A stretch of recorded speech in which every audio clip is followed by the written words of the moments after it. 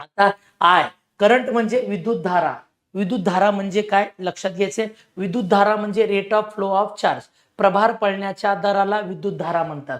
मग आय म्हणजे विद्युत धारा, प्रभार म्हणजे चार्ज आणि त्याला भागिले वेळ म्हणजे टाइम. म्हणजे करंट आय हा असतो चार्ज भागिले टाइम म्हणजे प्रभार भागिले वेळ. मग I is equal to Q upon T येतं. आता आय म्हणजे एसआय एकक मध्ये अँपियर मोजतात, क्यूला कुलम मोजतात, टीला सेकंद मोजतात.